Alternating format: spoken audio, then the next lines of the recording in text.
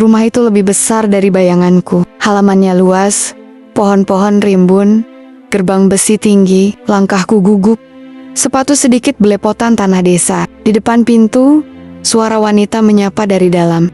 "Masuklah, kau Dani kan?" Aku mengangguk, menunduk sopan, menghela napas mencoba mengusir gugup. "Iya, Nyonya, saya Dani, perawat baru." Pintu terbuka. Di ambang berdiri wanita berkulit cerah, rambut coklat keemasan digelung rapi, wajah tegas, tapi ada kelelahan di matanya. Dia duduk di kursi roda, tubuhnya padat, dada bidang, pinggul lebar, bajunya elegan, tapi sikapnya dingin. "Kamu dari Indonesia?" "Iya, Nyonya, dari Jawa. Baru pertama kali ke Eropa." Ia mengamati dari atas ke bawah. "Di sini semuanya disiplin, tak suka keramaian. Rumah ini terlalu besar untuk sendiri.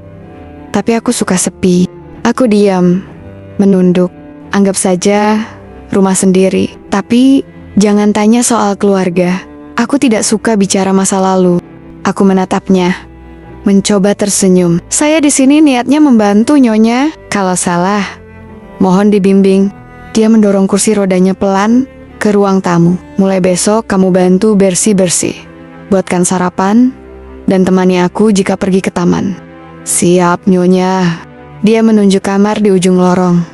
"Itu kamar kamu. Jangan suka keluyuran malam-malam. Rumah ini terlalu banyak cerita." Aku mengangguk, menahan rasa ingin tahu. "Baik, Nyonya." Dia memandang lama, suaranya merendah. "Aku tidak suka suara gaduh. Jangan bawa masalah dari luar." Aku hanya menjawab pelan. "Saya cuma cari rejeki. Semoga bisa betah di sini." Malam pertama di rumah itu, aku susah tidur. Kamar luas, tapi terasa dingin. Jendela menghadap taman gelap. Dan entah mengapa, aku mendengar langkah kaki dari arah loteng. Padahal, kata Nyonya Alexandra, hanya ada kami berdua di rumah besar itu. Aku tarik selimut, mencoba memejamkan mata. Tapi bayangan wanita di kursi roda tadi terus melintas di benakku begitu tegas, tapi seperti menyimpan rahasia besar. Aku membatin, semoga aku kuat. Semoga rumah ini bukan rumah angker seperti yang dibisikkan sopir waktu di perjalanan tadi. Suara detik jam berdetak lambat. Rumah itu, aku tahu, menyimpan cerita yang belum selesai. Pagi pertamaku di rumah besar itu terasa asing. Udara Eropa dingin, jendela-jendela tinggi, membiarkan cahaya masuk ke ruang makan yang luas dan sunyi. Aku sibuk mengelap meja, memastikan tidak ada debu. Terdengar suara roda kursi mendekat pelan. "Kau bangun pagi sekali," ucapnya sambil berhenti di pintu. "Saya terbiasa bangun subuh, Nyonya. Di desa, ayam saja belum berkokok, saya sudah nyapu halaman." Dia tersenyum tipis, mengambil tempat di meja, tubuhnya tegak, tangan halus menata roti dan teh. "Di sini tidak ada ayam, yang ada hanya kenangan." Aku berusaha mencairkan suasana. "Kalau mau, saya bisa carikan ayam di pasar, biar suasana kayak di kampung." Dia menahan tawa. "Jangan aneh-aneh. Aku suka tenang." Aku mengangguk, menuang teh ke cangkir. "Maaf, Nyonya, saya cuma ingin rumah ini lebih hangat." Dia menatapku.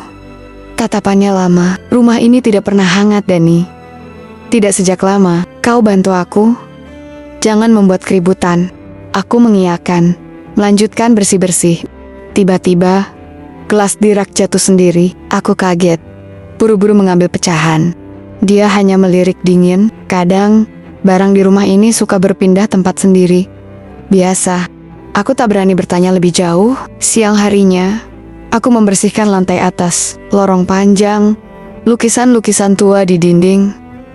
Aku merasa ada yang mengawasi. Pintu kamar ujung sedikit terbuka. Saat aku hampiri, sunyi, tapi dari balik pintu kamar lain, seperti ada suara wanita berbisik. Aku buru-buru kembali ke bawah. Di dapur, aku mencoba menata toples gula. Tapi setiap kali aku kembali, toples itu selalu bergeser beberapa sentimeter. Aku protes pelan. Ini rumah beneran angker? Atau aku yang halusinasi? Menjelang sore, Alexandra memanggilku ke taman. Ia duduk di kursi roda, mengenakan mantel tebal. "Kamu takut rumah besar?" tanya Alexandra pelan. Saya cuma belum terbiasa, Nyonya. Rumah di kampung tak ada lorong sepanjang ini. Dia tersenyum samar.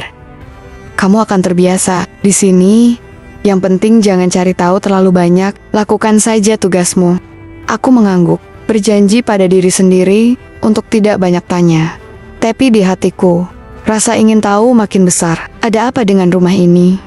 Mengapa barang-barang selalu berpindah tempat? Siapa yang berbisik di lantai atas? Malam tiba, aku kembali sulit tidur. Kali ini aku mendengar suara pintu terbuka sendiri di lorong. Aku menahan napas, mencoba memejamkan mata. Tapi semakin aku berusaha tak peduli, semakin terasa rumah ini seperti hidup, menyimpan sesuatu yang tidak ingin diketahui orang luar. Malam ketiga di rumah itu, aku terbangun karena suara samar di lantai atas. Dentingan kecil, seperti sesuatu jatuh di lorong. Aku menoleh ke jendela, langit masih gelap. Aku ragu, tapi rasa ingin tahu lebih besar dari takut. Aku keluar kamar, berjalan pelan di lorong, sandal menahan gemetar. Suara itu semakin jelas, langkah kaki perempuan, bukan suara roda kursi. Aku berhenti di tangga. Samar-samar, kulihat sosok wanita berdiri di ujung lorong atas, rambutnya terurai, punggung membelakangiku. Aku berbisik, "Nyonya Alexandra." Tak ada jawaban. Sosok itu menghilang di balik pintu kamar ujung. Jantungku berdebar. Aku beranikan diri naik tangga, menahan napas. Kamar itu gelap, pintunya sedikit terbuka. Kudorong pelan. Hanya bayangan meja rias dan cermin tua di dalamnya. Aku kembali ke bawah. Tubuh masih gemetar. Baru sampai ruang tengah, kudengar suara kursi roda di lantai bawah. Ternyata Alexandra sudah di dapur. Minum teh sendirian. Wajahnya biasa saja, tidak tampak lelah. "Kamu belum tidur?" tanyanya, lirih. Aku menggeleng, mencoba menahan suara gemetar. Tadi dengar suara aneh di atas. Ada yang jatuh, mungkin tikus. Dia menatapku lama, seolah ingin mencari kebohongan. Rumah besar, suara macam-macam, tak perlu ditakuti. Aku mengangguk, duduk di kursi paling ujung, memandang Alexandra yang tampak tenang. Tapi di hati, aku tidak tenang sama sekali. Bagaimana mungkin seseorang bisa ada di dua tempat dalam waktu yang sama? Tadi jelas ku dengar langkah kaki wanita di atas, dan sekarang Alexandra di bawah. Paginya, saat membersihkan ruang makan, aku menemukan secari kertas di bawah meja. Tulisan tangan, kata-katanya singkat. "Yang kamu cari belum tentu baik untukmu." Aku tertegun. Surat itu tak ada tanda tangan, tapi tinta masih segar. Siapa yang menulis? Kenapa bisa ada di sini? Aku simpan kertas itu dalam saku. Siang harinya, aku coba bersikap biasa. Alexandra tetap diam, hanya sesekali menatapku dengan mata waspada. Tapi, aku tahu, sejak malam itu, hubungan kami berubah. Aku tak lagi hanya perawat, tapi juga penyimpan rahasia yang belum ku ketahui ujungnya. Rumah ini, pikirku, benar-benar hidup dengan caranya sendiri. Dan aku perlahan terseret ke dalam misteri yang lebih dalam dari yang pernah kubayangkan. Sejak malam itu, aku makin sering bertemu Alexandra di ruang tengah. Dia lebih sering memanggilku untuk sekadar duduk menemani. Kadang hanya menonton hujan dari balik jendela besar. Suasana jadi lebih hangat, walau kadang terasa aneh. Pagi itu, aku membawa teh ke taman belakang. Alexandra sudah duduk di kursi roda. Selimut tipis menutupi kakinya. Wajahnya lebih segar dari biasanya. "Kamu tidur nyenyak semalam?" tanyanya. Suara lembut tapi berjarak. "Lumayan, Nyonya. Rumah ini sekarang rasanya seperti punya nyawa sendiri. Banyak suara aneh, tapi lama-lama jadi biasa." Dia tersenyum samar, menatapku lama. Kadang, suara-suara itu cuma mengingatkan kalau kita tak benar-benar sendirian. Aku duduk di kursi taman, menyesap teh. Di kampung, suara malam itu jangkrik dan angin. Di sini, suara lorong panjang dan langkah-langkah yang tak jelas asalnya. Alexandra diam sebentar, lalu berkata, "Dani, menurutmu aku ini aneh?" Aku tertawa kecil. "Nyonya memang berbeda, tapi bukan berarti aneh. Saya justru senang ada yang mau percaya sama orang desa seperti saya." Dia memandangku lebih lembut. "Di sini semua orang datang, lalu pergi. Tak ada yang betah lama, entah karena takut rumah ini Atau takut denganku? Aku terdiam, lalu memberanikan diri bicara. Saya di sini bukan karena takut atau mengincar apa-apa, Nyonya. Saya cuma cari nafkah dan entah kenapa ingin membantu Nyonya agar tidak terlalu sendiri. Alexandra menunduk, menahan senyum. Kamu memang beda. Orang lain terlalu banyak tanya, kamu malah suka diam. Aku hanya mengangguk, menatap bunga mawar yang nyaris mekar. Tiba-tiba, dari pagar, terdengar suara dua ibu-ibu tetangga berbisik pelan. Aku tak begitu paham bahasanya, tapi mereka jelas melirik ke arahku dan Alexandra. Salah satu tertawa kecil, lalu cepat-cepat pergi. Alexandra menarik napas panjang. Kamu tahu, Dani, kadang yang paling menyakitkan bukan sepi, tapi omongan orang. Aku menoleh, pelan-pelan berkata, saya sudah biasa, Nyonya. Di kampung, orang juga suka membicarakan apa saja. Yang penting, kita tahu siapa diri kita. Dia menatapku lama. Matanya lebih lembut dari sebelumnya. Kamu bisa bantu ambilkan selimut di ruang tamu. Angin taman mulai dingin. Aku berdiri, masuk ke rumah, mengambil selimut tipis, lalu kembali ke taman. Saat kuletakkan selimut di pundaknya, tangannya menyentuh punggungku sebentar. Rasanya ada sesuatu yang hangat, bukan hanya dari matahari pagi. Sejak hari itu, Alexandra lebih sering memintaku duduk di dekatnya. Kadang hanya diam, kadang berbagi cerita masa lalu. Di balik sikap dinginnya, aku mulai melihat Alexandra yang sebenarnya kesepian, terluka, tapi diam-diam mulai percaya padaku. Aku pun tanpa sadar mulai menikmati pagi-pagi di rumah yang tadinya terasa angker itu. Mungkin kadang kedekatan hadir dari rasa sepi yang sama. Malam itu aku baru saja selesai mengepel dapur saat lampu ruang makan tiba-tiba meredup. Di kejauhan, suara pintu kamar atas berderit. Aku menahan napas. Rasa penasaranku sudah melampaui takut. Perlahan aku naik ke lantai atas. Langkah hati-hati. Lorong panjang itu terasa lebih sunyi dari biasanya. Saat aku melewati kamar Alexandra, pintunya sedikit terbuka. Dari celah kulihat Alexandra berdiri mengaduk secangkir teh di meja. Tanpa kursi roda, tubuhnya tegak, rambut tergerai. Aku tak sengaja menjatuhkan ember pel. Bunyi nyaring membuat Alexandra menoleh tajam. Wajahnya seketika berubah tegang. Kamu? Sudah berapa lama di situ? Aku gagap. Maaf, Nyonya. Saya nggak sengaja. Saya pikir. Dia menarik napas panjang, lalu duduk cepat di kursi roda yang terletak di pojok ruangan. Kamu lihat apa? Saya menunduk. Maaf, Nyonya. Saya nggak akan cerita ke siapa-siapa. Dia diam lama, lalu berkata pelan, duduklah, aku mau bicara. Aku duduk di kursi dekat pintu, tangan masih gemetar. Dani, aku minta satu hal, jangan ceritakan ke siapapun soal ini. Kau tahu kenapa aku pura-pura lumpuh? Aku menggeleng pelan.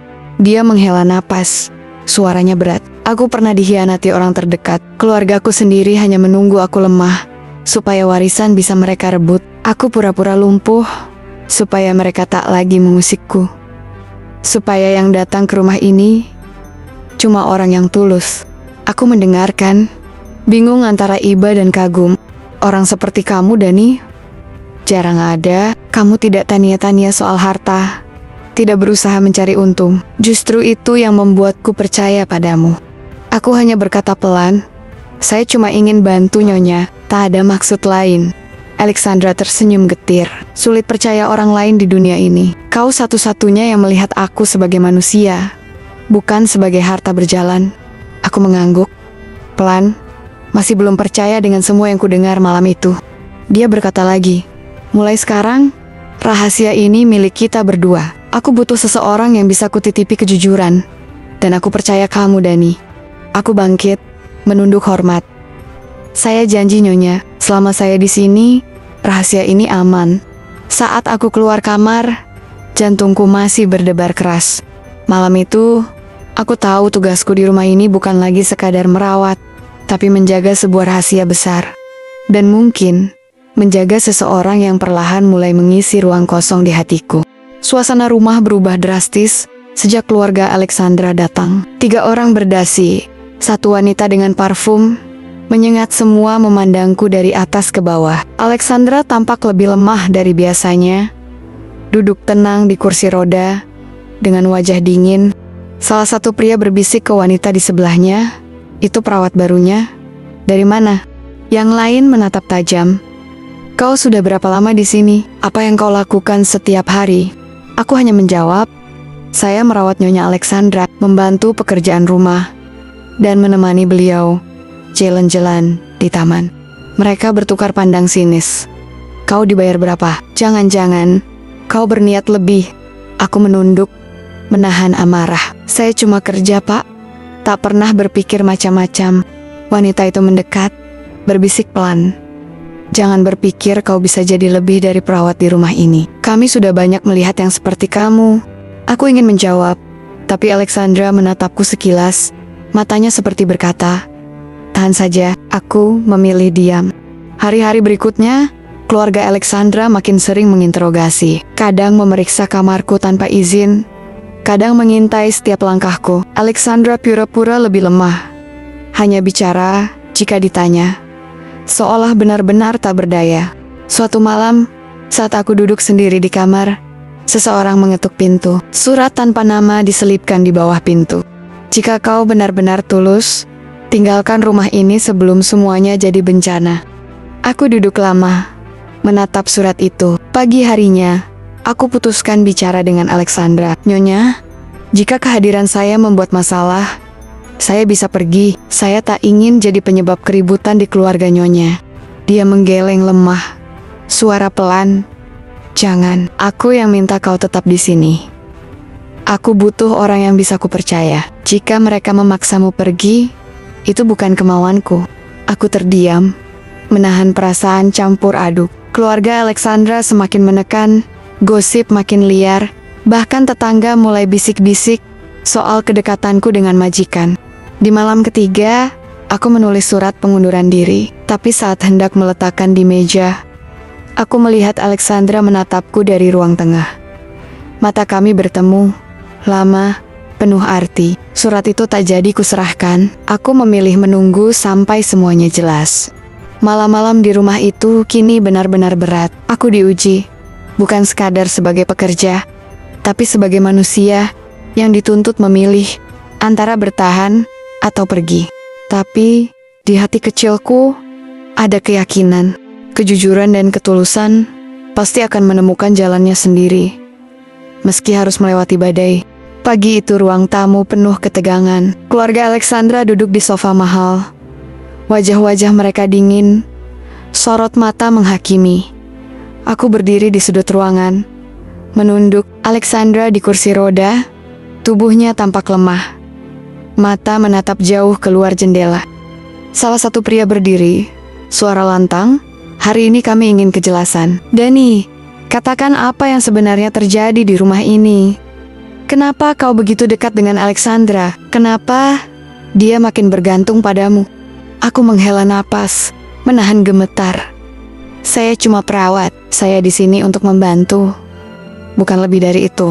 Wanita berambut pirang menyela, "Kami tidak butuh perawat yang membuat kekacauan. Alexandra jadi berbeda sejak kamu datang." Alexandra tiba-tiba menoleh padaku, lalu pada keluarganya. Diam, semua. Suara Alexandra mengejutkan semua orang, termasuk aku. Ia mendorong kursi roda ke tengah ruangan, wajahnya mendadak kuat. "Selama ini kalian datang hanya saat kalian butuh sesuatu. Kalian tak pernah peduli bagaimana aku menjalani hari-hari sendiri di rumah sebesar ini." Seisi ruangan terdiam. Alexandra mengambil napas dalam-dalam, lalu dengan gerakan pelan namun mantap ia berdiri dari kursi roda. Selimut jatuh ke lantai. Keluarga menahan napas. Beberapa mulut terbuka, tak percaya. Dia melangkah ke arahku. Suaranya bergetar tapi tegas. "Aku tidak lumpuh. Aku pura-pura. Semua ini kulakukan agar tahu siapa yang benar-benar peduli, bukan yang cuma ingin hartaku." Seisi ruangan gempar. Salah satu pria memekik, "Alexandra, apa maksudmu?" Alexandra menoleh, menahan air mata. Dani adalah satu-satunya yang melihat aku sebagai manusia, bukan sumber uang. Dia jujur, dia tulus. Semua yang lain hanya ingin bagian masing-masing. Aku berdiri membeku. Belum percaya apa yang kulihat dan dengar. Keluarga Alexandra panik, sibuk berdebat. Beberapa memaksa duduk kembali. Alexandra menatapku. Suaranya pelan. Terima kasih sudah bertahan. Kalau kamu mau pergi sekarang, aku mengerti. Tapi, jujur, aku tak ingin lagi sendiri. Aku hampir tak sanggup bicara, hanya bisa mengangguk, menahan rasa haru yang sulit dijelaskan. Hari itu, seluruh rahasia rumah besar akhirnya terbongkar. Tidak ada lagi yang bisa disembunyikan. Dan untuk pertama kalinya, aku merasa benar-benar berarti di tempat yang paling jauh dari rumah. Hari-hari setelah rahasia terbongkar penuh dengan kegaduhan. Keluarga Alexandra ramai membahas warisan, sibuk menuduh dan membantah satu sama lain. Aku memilih banyak diam, hanya membantu Alexandra mengelola rumah seperti biasa. Beberapa kali aku melihat Alexandra duduk di taman, memandangi kursi rodanya yang kini teronggok di sudut. Kadang dia tersenyum pahit, kadang termenung lama. Satu sore ia memanggilku ke beranda. Angin dingin berhembus pelan, aroma bunga mengisi udara. "Kamu kecewa padaku?" tanyanya. Pelan, aku menatapnya lama, menahan semua perasaan yang campur aduk. "Saya cuma kaget, Nyonya. Tapi saya paham. Kadang, hidup butuh sandiwara agar orang lain memperlihatkan siapa dirinya." Dia menarik napas, menatapku lebih dalam. "Jika aku tak berpura-pura, mungkin kamu tak akan pernah ada di rumah ini." Aku takut sendirian. Aku duduk di sampingnya, mencoba tersenyum. "Saya di sini bukan karena sandiwara, tapi karena Nyonya butuh teman. Saya juga butuh arti baru dalam hidup." Alexandra tertawa pelan, matanya berkaca-kaca. "Kau mau tinggal di sini, Dani?" Meski keluargaku tak setuju, aku menunduk, lalu menjawab yakin. "Selama Nyonya percaya, saya tidak pergi kemana-mana." Dia mendekatkan tangan, menggenggam jariku erat. "Tinggallah, Dani. Jangan jadi perawat. Lagi jadilah keluarga. Temani aku. Bukan karena tugas, tapi karena pilihanmu sendiri." Suara dari dalam rumah memanggil-manggil nama Alexandra, tapi ia tak bergeming. Ia tetap menatapku, menanti jawaban. Aku mengangguk, suara bergetar. "Saya mau, Nyonya. Selama di sini ada yang benar-benar butuh saya akan bertahan." Alexandra tersenyum lega, menahan haru. "Kalau begitu, mulai hari ini, aku ingin kamu jadi perawat seumur hidupku, bukan lagi karena sandiwara, tapi karena cinta yang nyata." Kami duduk berdua hingga senja turun. Untuk pertama kali, aku merasa rumah itu benar-benar hangat. Tidak ada lagi pura-pura. Tidak ada lagi rasa takut kehilangan. Hanya dua orang yang memilih untuk saling tinggal tanpa alasan, selain saling percaya. Beberapa minggu berlalu. Rumah besar itu kini jauh lebih hidup. Tak ada lagi suara langkah kaki misterius di malam hari. Tak ada lagi gosip. Tak ada lagi kecurigaan. Keluarga Alexandra mulai jarang datang. Mereka menerima kenyataan, meski masih sering membicarakan warisan. Tapi Alexandra tak lagi peduli. Ia lebih banyak tersenyum, lebih sering tertawa. Pagi itu, aku menyiapkan sarapan sederhana, roti panggang dan teh hangat. Alexandra turun dari kamar, kali ini tanpa kursi roda. Ia berjalan perlahan ke meja makan, wajahnya berseri-seri. "Dani, kau buatkan teh favoritku?" Aku tersenyum. "Sudah disiapkan, Nyonya. Hari ini, kita makan di taman, ya." Kami duduk di bawah pohon tua. Alexandra memandangku, matanya penuh kebahagiaan. Aku lupa rasanya pagi sehangat ini. Rumah ini seperti baru. Aku mengangguk. "Bukan rumahnya yang baru, Nyonya. Hatinya yang sekarang hidup." Ia menggenggam tanganku di atas meja. "Terima kasih sudah bertahan. Terima kasih sudah mengajariku percaya lagi." Aku menghela napas, menahan haru. "Saya yang berterima kasih. Tanpa Nyonya, mungkin hidup saya masih di desa, mengira dunia ini tak pernah berubah." Burung-burung bernyanyi. Angin pelan menggerakkan daun-daun. Kami bicara tentang masa depan, tentang kebun kecil, tentang perjalanan ke luar negeri, tentang hidup yang lebih sederhana. Alexandra tiba-tiba tersenyum, menoleh ke arah kursi roda yang kini terparkir di sudut taman. "Sepertinya aku tak butuh itu lagi. Kalaupun nanti lelah, aku tahu siapa yang akan menuntun langkahku." Aku memegang tangannya lebih erat. "Saya di sini selalu." Hari itu, Rumah besar itu benar-benar jadi milik kami berdua. Bukan lagi ruang asing penuh rahasia, tapi tempat dua hati saling percaya dan memilih untuk pulang. Matahari pagi menyinari wajah Alexandra. Ia berdiri di sampingku, menatap masa depan tanpa beban. Dan aku, anak desa yang dulu hanya datang untuk merawat, kini tinggal bukan karena tugas, tapi karena cinta yang tak lagi perlu disembunyikan.